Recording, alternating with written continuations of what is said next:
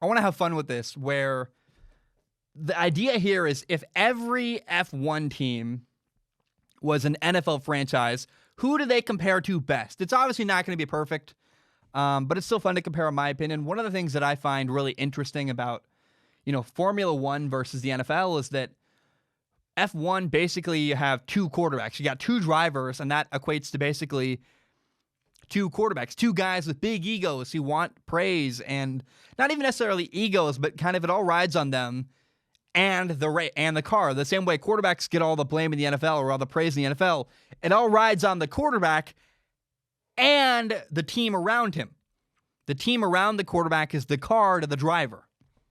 And I also know that this is a tough topic to understand. It's got a high barrier to entry. Think about it this way. You got to be familiar with the NFL and know the storylines there.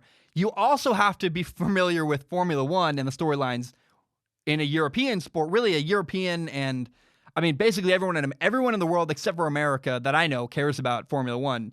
So it's much bigger. Like soccer and F1 seem like they're much bigger than football, but in America, we only seem to care about football. So I understand there's a low crossover rate here.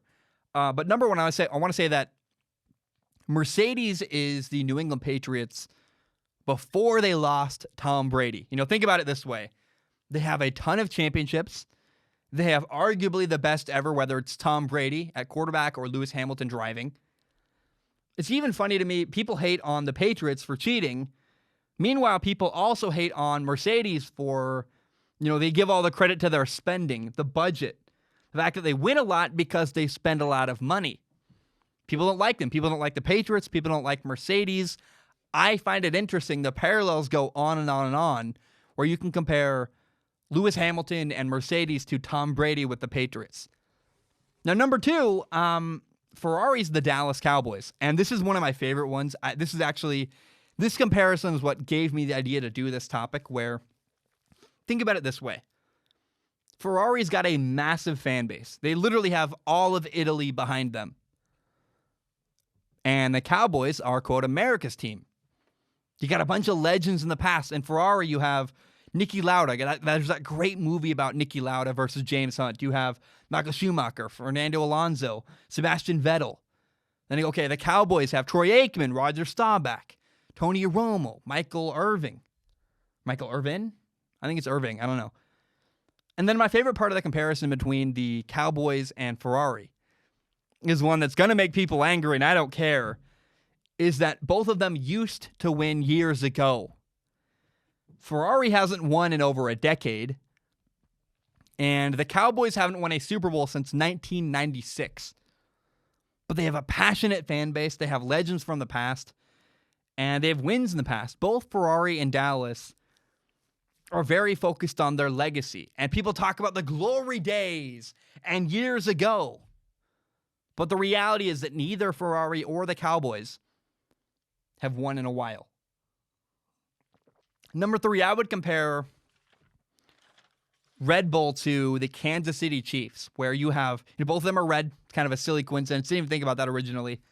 We also have these massive, talented stars, generational talent. The Chiefs have Patrick Mahomes at quarterback, and driving for Red Bull, you got Max Verstappen. They've got veteran leadership, whether Red Bull has team principal Christian Horner or the Chiefs have Andy Reid as head coach. But I go back to Patrick Mahomes and Max Verstappen are equals in their sport. They're both crazy, crazy talented. And, Max Verstappen, even though he might not win the championship, because again, Mercedes has got a beast of a team and a gigantic budget. And, Lewis Hamilton's great. I love Lewis Hamilton. But even if Lewis Hamilton's a better driver all around than Max Verstappen's a better talent, in my opinion. The talent is so raw and so unbelievable from Max. And I see him as a Patrick Mahomes of Formula One. Number four, I would compare Haas to the Miami Dolphins. Think about this. Haas has a really low budget. The Dolphins have a bad roster. But they both overachieve. They both make it work. They both found a way to succeed anyway. The Dolphins last year were well coached in the NFL, and Haas succeeds with ingenuity. I find that comparison really compelling to me. Now, I would compare Renault to the Houston Texans, where you have a star on a bad team. Both you have the driver, Daniel Ricciardo, for Renault, and you have the quarterback, Deshaun Watson, for Houston. Both of them are limited by the people around them on their team. Now, number 6, this is where we got to get creative. Actually, no, hold on. We have Rocket Williams Racing. I can't believe I forgot it. This is a fun one because I would compare Williams to the Cleveland Browns. Both have history, and recently, both have been historically bad. You talk about Baker Mayfield getting drafted to the Browns, you go, oh, he's talented, he's young. Shame he's in Cleveland. Shame he's got to do it for the Browns.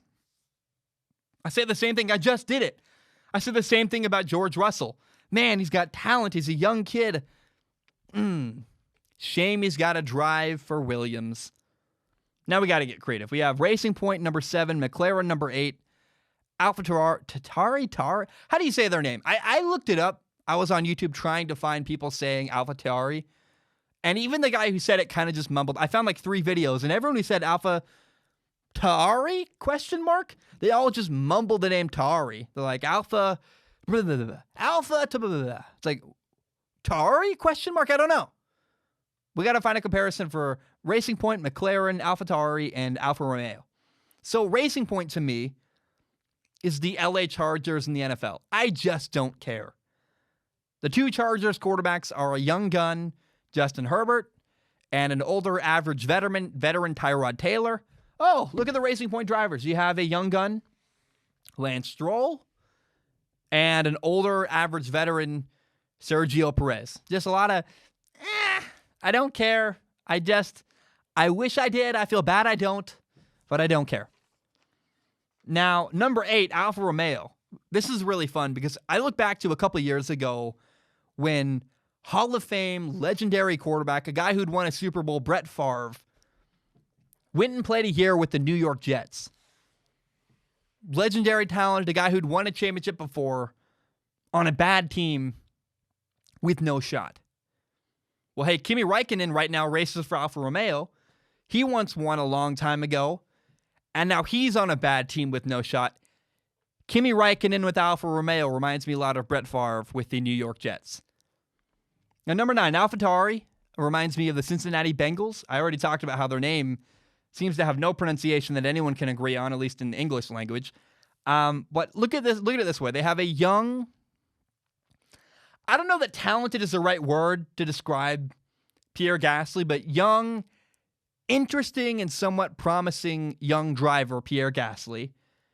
And you could say the exact same thing about the Cincinnati Bengals with their quarterback, Joe Burrow.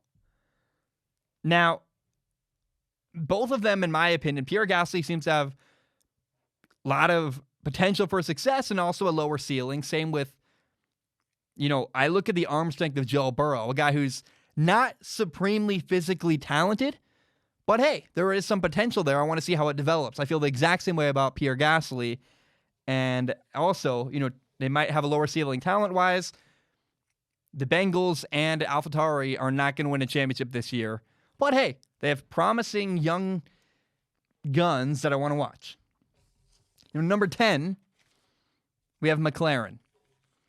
Now, to me, I had to think, this is the one I had to think about the most, and what came to really my heart and my mind was that McLaren feels a lot like the Atlanta Falcons where, there's some talent there. There's talent there.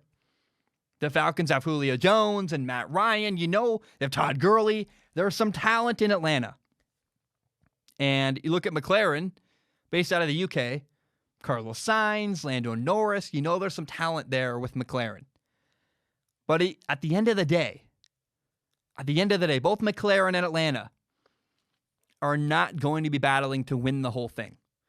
They got to find a way to be interesting otherwise. What other storylines? How can they make us care about their team in spite of the fact that they're not competing to win? Whether it's trying to be the best of the rest or social media or new uniforms, whatever it is. McLaren and the Atlanta Falcons are not competing for a championship, but they have a lot of interesting talent. It's clear there's talent there, and they're trying to find a way to be interesting, even though they're not going to win a championship this year. All right, guys, that's all I have. I want to end the show the same way I always do. I want to say first, though, thank you for listening. This is kind of a a moment where it's a passion project. I'm talking about something that I'm very aware probably nobody cares about. And so if you listened to my opinion on Formula One, whether you love Formula One or you're just like, hey, I like Zach, and I don't mind hearing Zach talk for 40 minutes, I appreciate it. I hope you're doing well. I'm really grateful. I hope you enjoyed my thoughts. Again, I'm not an expert. I'm a fan, and I love Formula One. I love racing. I love this is a passion project for me. I love go-kart racing. I've become obsessed with it. And my girlfriend often gets annoyed with me because I drive the car a little too fast, a little bit all the time. And so thanks for listening. I want to end the show the way I always do, which is to say